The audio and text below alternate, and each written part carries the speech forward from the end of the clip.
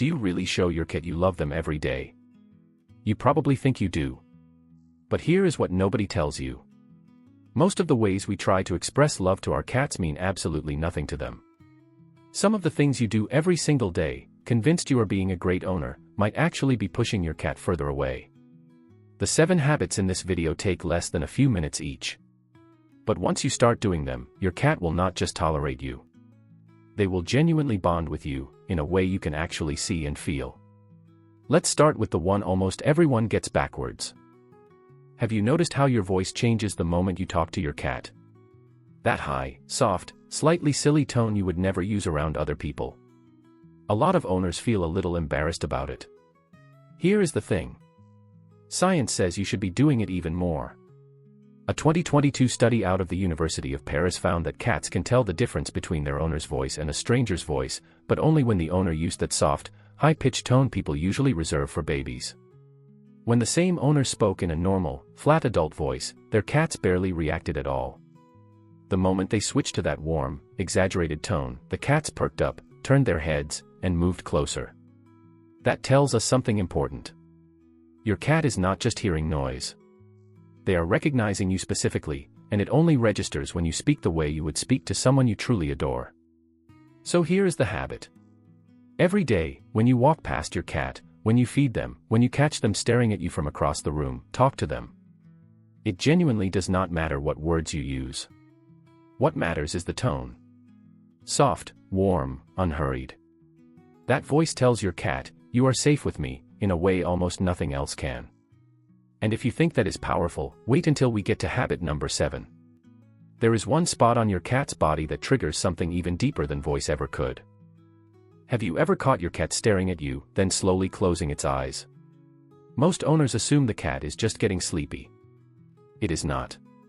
That slow blink is one of the most deliberate signals a cat can give, and it is aimed directly at you. In 2020, researchers at the University of Sussex tested this. When owners slow blinked at their cats, the cats were far more likely to blink back, and often moved closer afterward.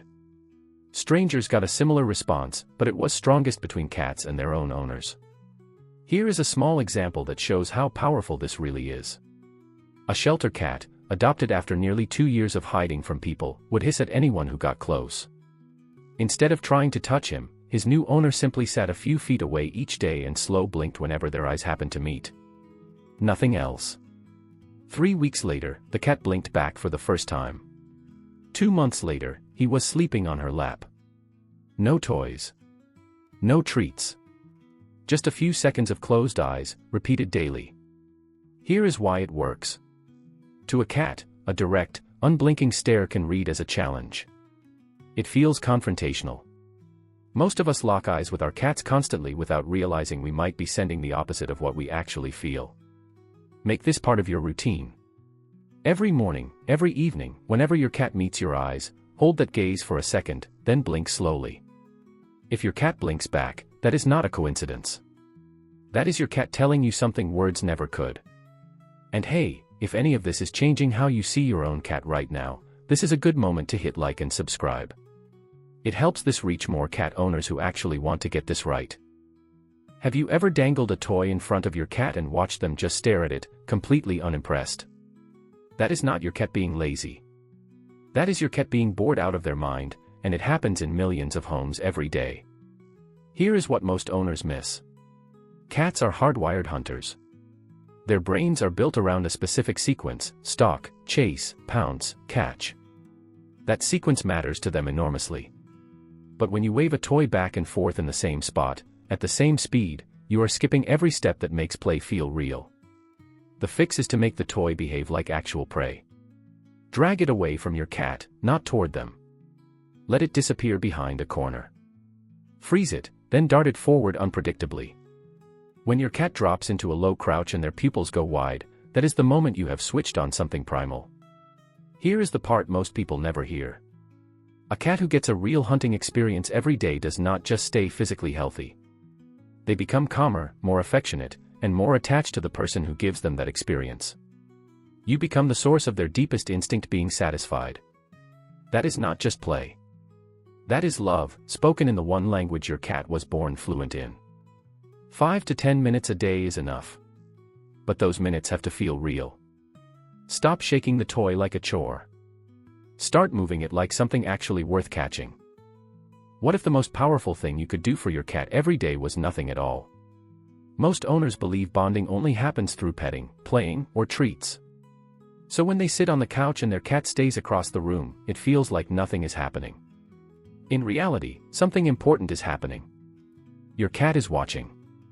And the simple fact that you are nearby, asking for nothing, speaks louder than any treat ever could.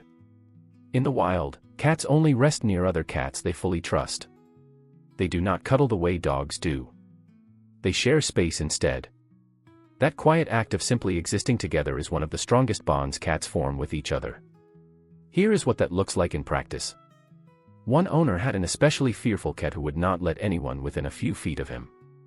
Instead of forcing contact, she simply sat in the same room every evening, at the same distance, working on her laptop and never looking his way. The first week, the cat did not come out at all. By the third week, he was lying in the doorway. Within a month, he had moved to the chair beside her. She never called him over. He closed the distance himself, because for once, he was the one deciding how close was close enough. If your cat still keeps its distance even from this quiet kind of presence, do not rush it. Sit at the same distance, at the same time, every day, without eye contact and without calling their name. At this stage, consistency matters more than closeness. Over time, you will notice the gap getting smaller. Not because you asked for it, but because your cat chose it. And in the world of cats, being chosen is the highest form of love there is. How do you greet your cat when you walk into a room? Be honest. Do you just reach down and start petting them? If so, you are skipping a step your cat has been waiting for you to learn their entire life. Cats do not process the world through sight first. They process it through scent. Every interaction between bonded cats starts at the nose. When two cats who trust each other greet one another, they touch noses first. That tiny exchange is essentially a handshake. It says, "I know you. You are safe." Now think about what happens when you skip that step and go straight for a head scratch. To your cat, it can feel like a stranger walking up and hugging them without warning. It is not painful, but it is jarring, and over time it can teach a cat to flinch instead of lean in. Here is the habit. Every time you are about to pet your cat, extend one finger first. Hold it a few inches from their nose and let them come to it. Let them sniff. Let them process you. When they push their face into your hand or rub their cheek against your finger, that is your green light. That is your cat saying, "Okay, I'm ready." This takes about 2 seconds, but those 2 seconds completely change how your cat experiences your touch. You go from being someone who pets them to someone who asks first. And cats never forget the people who ask first. Can you honestly say you have never scooped up your sleeping cat just because they look too cute to resist? Most of us have done it. They are curled up in that perfect little ball, looking completely peaceful, and something in your brain says, "I need to hold that right now." But what feels like love to you can feel like something entirely different to your cat. Cats sleep 12 to 16 hours a day, and that is not laziness. Sleep is how their body recovers, processes stress, and regulates their entire nervous system. Deep sleep specifically is when a cat is at their most vulnerable. Their guard is completely down, their muscles are relaxed, and they chose that exact spot because it felt safe enough to disappear from the world for a while. Now picture what happens when that gets interrupted. Your cat is in their most defenseless state, and suddenly they are lifted into the air with no warning. Their heart rate spikes. Their claws come out. Even if they settle a few seconds later, something was registered, that spot was not as safe as they thought. Do this often enough and you may notice something subtle. Your cat starts sleeping in harder to reach places. Under the bed, on top of shelves, behind furniture. They are not becoming antisocial. They are protecting their sleep from the one person who keeps interrupting it. The habit here is the simplest one on this list. When your cat is asleep, just let them be. Walk past them. Remember back in point 1, when I mentioned there is one spot on your cat's body that triggers something even deeper than voice ever could. This is it. And once you understand this, you will never pet your cat quite the same way again. When cats who are deeply bonded groom each other, something called allogrooming, they do not lick just anywhere. They focus almost entirely on one area, The base of the head, right between and just behind the ears. That is the one spot a cat can never reach on their own. So the only way they ever get groomed there is by someone they trust completely. That is what makes this spot different from everywhere else you touch your cat. The belly is vulnerable. The chin feels nice. But the area between the ears and down the back of the head is reserved. It is family territory. When one cat grooms this spot on another, it releases oxytocin in both of them, not just the one being groomed. Both cats. It is a chemical bond that says, we belong to each other. Here is what most owners never realize: you can trigger this exact same response. Every day, take a few seconds to gently stroke that spot between your cat's ears with your fingertips. Do not scratch.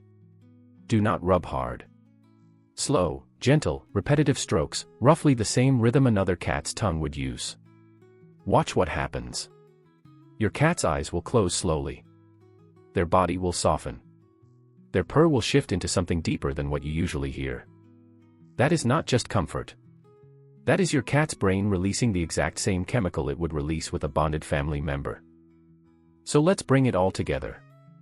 Talk to your cat in that warm, soft tone every single day. Slow blink whenever your eyes meet.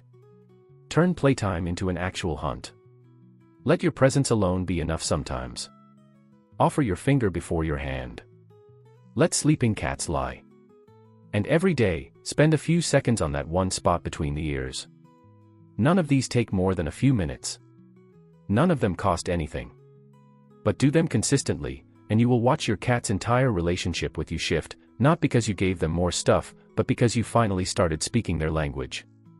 If you are going to try just one of these tonight, let me know in the comments which one you are starting with. And if this changed how you think about your own cat, subscribe. There is a lot more where this came from.